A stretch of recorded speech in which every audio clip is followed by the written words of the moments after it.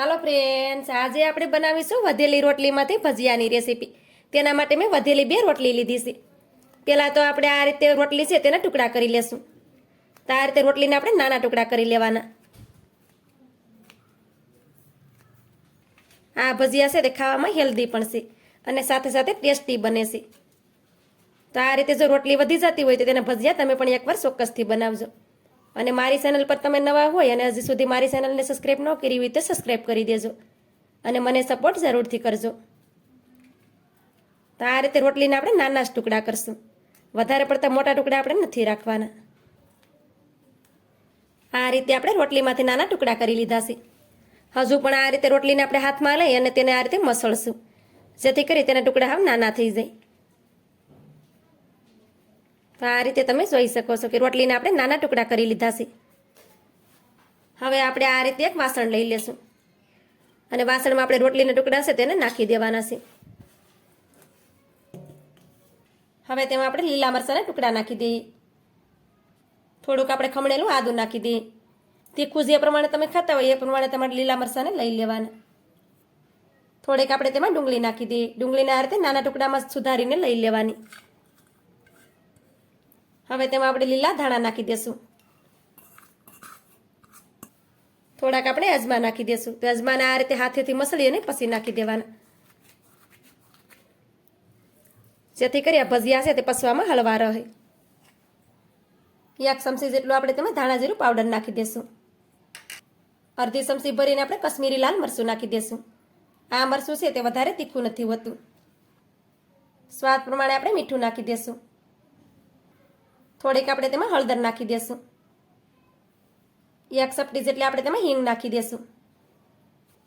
હવે તેમાં આપણે લીંબુનો રસ નાખી દેશું. આમાં તમારે ખાંડ નાખવી હોય તો પણ તમે નાખી શકો. લીંબુ નાખવાથી ભજીયા છે તે ખાવામાં એકદમ ચટપટા લાગશે.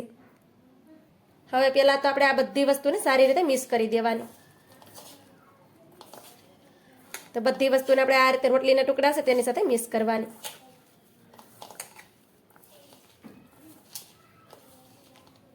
તો આ રીતે આપણે બધી વસ્તુને સારી રીતે મિક્સ કરી દીધી છે. હવે તેમાં આપણે 2 ચમચી ભરી અને ચોખાનો લોટ નાખી દેશું. તેનાથી ભજીયા છે તે એકદમ ક્રિસ્પી બનશે. 2 ચમચી ભરીને આપણે શેણાનો લોટ નાખી દેશું.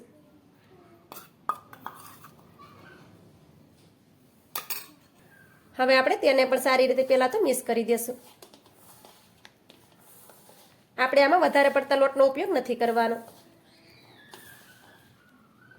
તો આ રીતે આપણે બધી વસ્તુને મિક્સ કરી દીધી છે. હવે તેમાં આ રીતે થોડું પાણી છાંટી દેશું અને સારી રીતે મિક્સ કરશું. વધારે પડતું પાણી એકસાથે નહીં નાખી દેવાનું.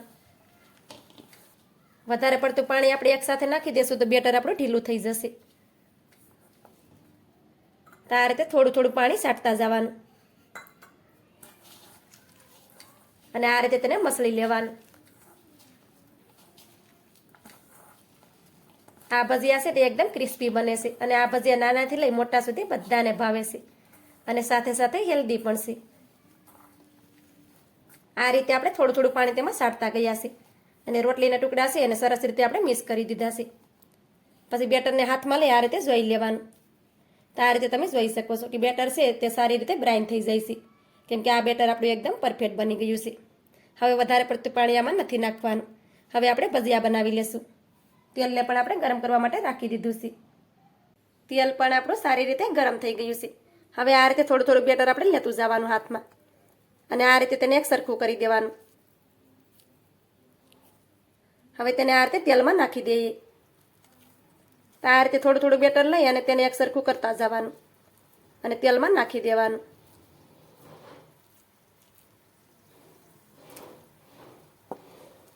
કડાઈમાં જેટલા હમાય એટલા ભજીયાને આપણે કડાઈમાં નાખી દેશું.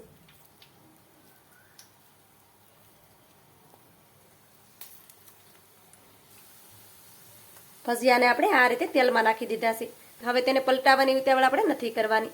થોડી વાર માટે તેને એક સાઈડમાં સડવા દેવાના છે. થોડી વાર થાય પછી ભજીયાને આપણે આ રીતે બીજી સાઈડમાં પલટાવી દેવાના.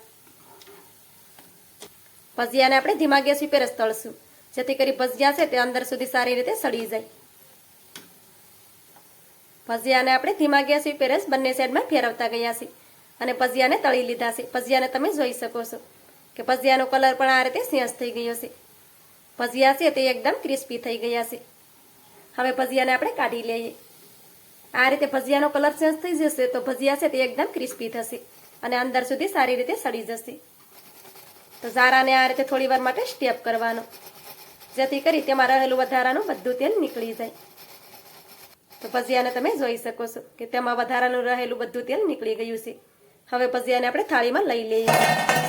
ભજીયાને તમે જોઈ શકો છો કે ભજીયા આપણે એકદમ ક્રિસ્પી બન્યા છે. હવે આપણે આ જ રીતે બીજા ભજીયાને પણ તળી અને રેડી કરી લઈએ. આ રીતે આપણે બધા ભજીયાને તળી અને રેડી કરી લીધા છે. ભજીયાને તમે જોઈ શકો છો કે ભજીયા આપણા એકદમ ક્રિસ્પી બન્યા છે. આ ભજીયાને તમે ટમેટાનો સોસ અથવા તો ચટણી સાથે પણ ખાઈ શકો છો, અથવા તો આ ભજીયાને તમે એકલા ખાવ તો પણ તે એટલા જ ટેસ્ટી લાગે છે.